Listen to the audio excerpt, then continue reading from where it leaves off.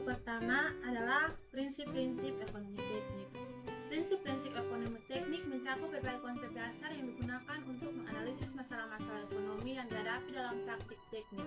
Berikut ini beberapa prinsip utama dalam ekonomi teknik meliputi yang pertama adalah nilai waktu dari uang atau time value of money. Dua, analisis biaya manfaat atau cost benefit analysis. Dan yang ketiga adalah analisis titik imbas. Yang keempat adalah depresiasi dan amortisasi. Yang kelima adalah analisis penggantian, dan yang keenam adalah perbandingan alternatif. Aplikasi prinsip ekonomi teknik dan pengambilan keputusan. Prinsip-prinsip ekonomi teknik diaplikasikan dalam berbagai aspek pengambilan keputusan, seperti dalam proyek konstruksi, perencanaan kapasitas produksi, manajemen biaya, dan investasi modal. Selanjutnya kita akan membahas materi tentang biaya produksi. Pengertian biaya produksi. Biaya produksi adalah biaya yang berkaitan dengan proses transformasi dari bahan mentah menjadi produk jadi melalui penggunaan sumber-sumber ekonomi, pemakaian tenaga kerja dan fasilitas pabrik yang terdiri dari biaya bahan baku serta biaya tenaga kerja langsung dan biaya overhead pabrik. Biaya produksi adalah biaya yang berasal dari penyediaan bahan baku sampai biaya yang dikeluarkan untuk memproduksi bahan baku sehingga menjadi barang jadi yang siap untuk dijual.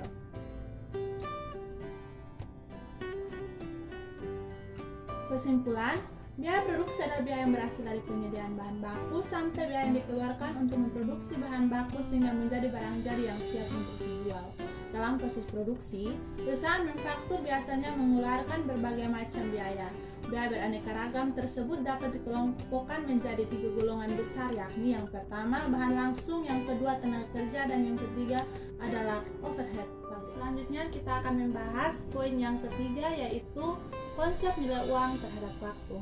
Konsep nilai waktu dari uang berhubungan dengan tingkat bunga yang digunakan dalam perhitungan aliran kas. Nilai uang saat ini atau present value akan berbeda dengan nilai uang tersebut di waktu yang akan datang atau future value karena adanya faktor bunga. Kesimpulannya, konsep nilai waktu dari uang ini adalah konsep yang memperhatikan waktu dalam menghitung nilai uang. Artinya, uang yang dimiliki seseorang pada hari ini tidak akan sama nilainya dengan 1 tahun yang akan. Metode ekonomi teknik. Pengertian metode ekonomi teknik. Metode ekonomi teknik adalah pendekatan sistematis, evaluasi, dan membandingkan berbagai alternatif teknis dan finansial dalam konteks proyek atau investasi dengan tujuan untuk menentukan opsi yang paling efisien dan memberikan nilai ekonomi teknik. Metode ini mengintegrasikan prinsip-prinsip ekonomi dengan analisis teknik untuk membantu pengambilan keputusan yang lebih baik dan dalam bidang teknik dan manajemen. Prinsip-prinsip utama metode ekonomi teknik. Yang pertama ialah prinsip nilai waktu dari uang atau time value of money.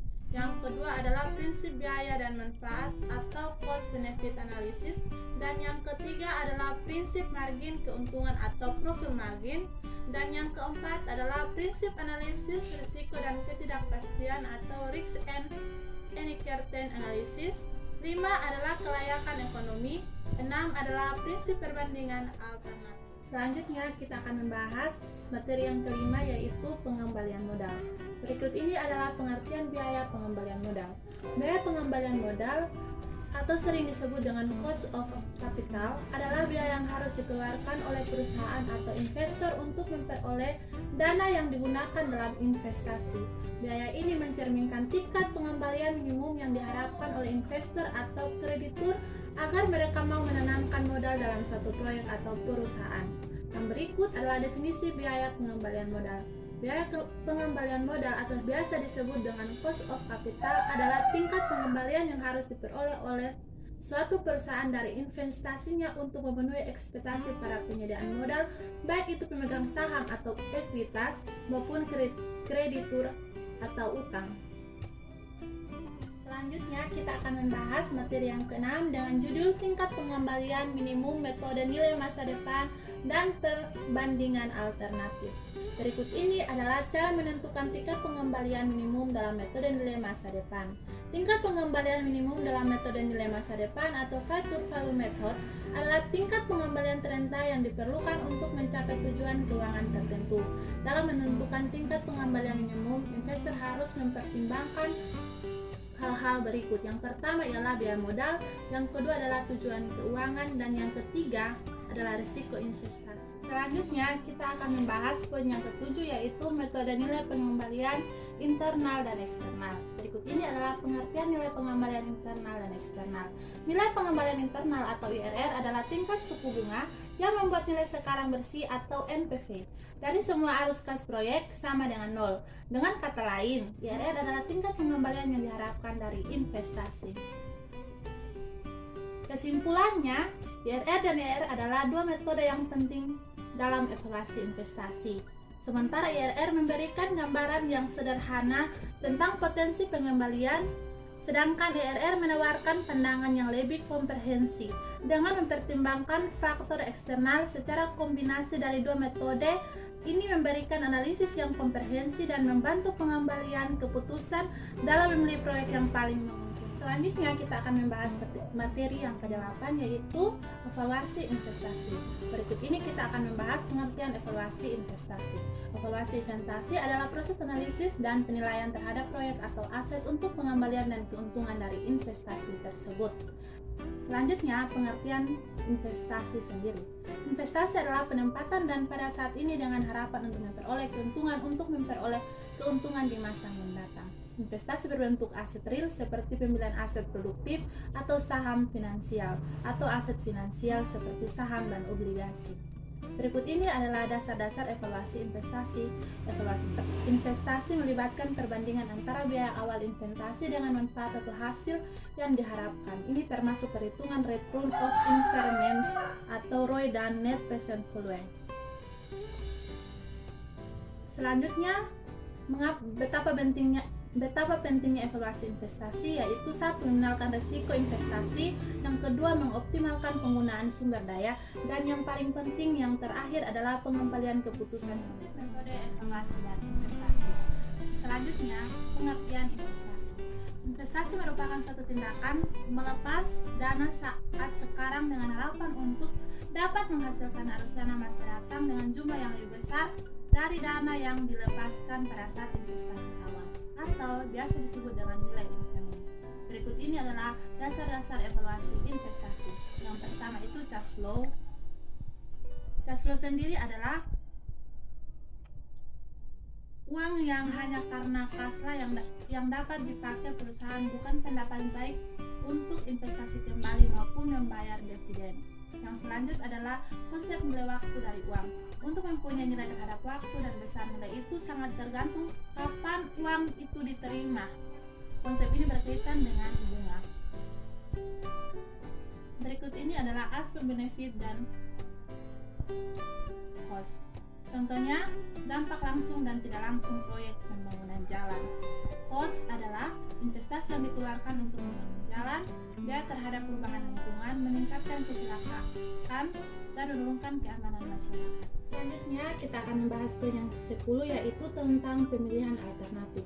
Pemilihan alternatif pengembalian keputusan merupakan hal penting dalam berbagai bidang kehidupan. Pemilihan alternatif yang tepat membutuhkan pertimbangan yang matang dan objektif.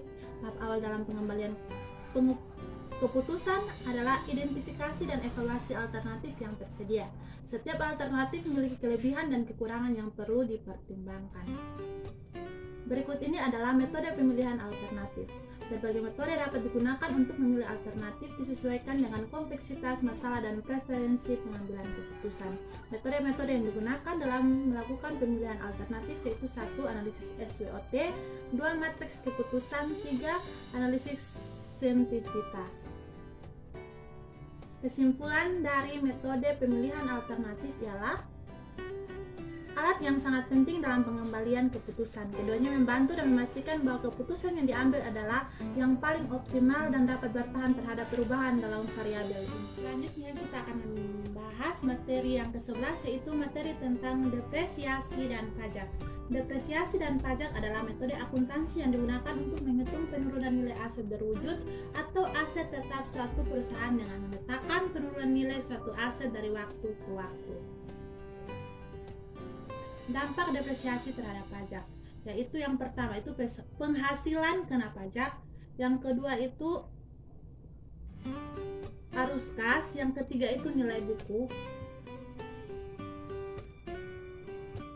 Selanjutnya contoh depresiasi dan pajak.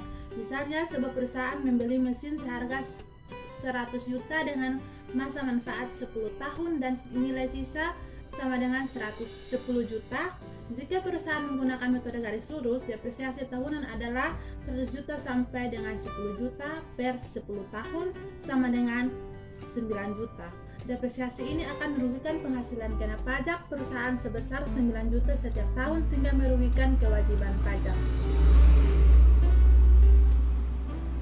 Kelebihannya adalah depresiasi membantu perusahaan dapat merencanakan penggantian aset yang sudah usang atau rusak. Mengklaim pajak depresiasi memerlukan proses administrasi yang rumit dan memakan waktu. Dan kekurangannya adalah depresiasi dan pajak itu adalah depresiasi merupakan biaya non-kas sehingga tidak memerlukan pengeluaran kas. Hal ini menyebabkan perusahaan memiliki laba bersih yang lebih tinggi tetapi tidak mencerminkan kondisi keuangan yang sebenarnya, dan peraturan pajak depresiasi dapat berubah-ubah sehingga menimbulkan ketidakpastian bagi perusahaan. Selanjutnya kita akan membahas materi yang ke-12, yaitu hubungan antara perhitungan depresiasi dan pajak. Selanjutnya, dasar perhitungan pajak. Dasar pengenaan pajak atau DPP adalah jumlah harga jual, penggantian, nilai impor, nilai ekspor, atau nilai lain yang dipakai sebagai dasar untuk menghitung pajak terutang.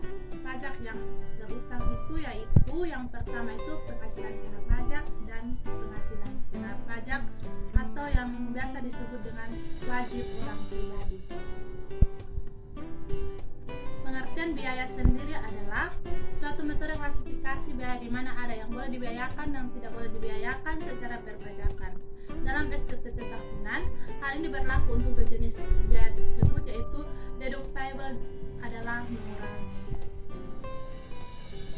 Kesimpulannya, dasar pengenaan pajak atau DPP adalah jumlah harga jual, penggantian, nilai impor, nilai ekspor, atau nilai lain yang dipakai sebagai dasar untuk menghitung pajak yang terutang. Pajak yang terutang itu sesuai dengan ketentuan yang diatur dalam peraturan perundang-undangan perpajakan. Penyusutan atau depresiasi adalah metode akuntansi pajak untuk mengalokasikan biaya aset berwujud atau fisik selama masa manfaat. Selanjutnya kita akan membahas poin yang ke-13, yaitu analisis investasi dengan mempertimbangkan pajak. Yang pertama adalah jenis pajak investasi yaitu pajak penghasilan dan pajak pertambahan nilai atau PPN. Pajak penghasilan sendiri merupakan pajak yang dikenakan atas keuntungan dari investasi seperti dividen, bunga, dan keuntungan dan penjualan aset. Sedangkan pajak pertambahan nilai atau PPN adalah dapat dikenakan pada pembelian produk atau jasa terkait investasi seperti biaya administrasi dan bonus.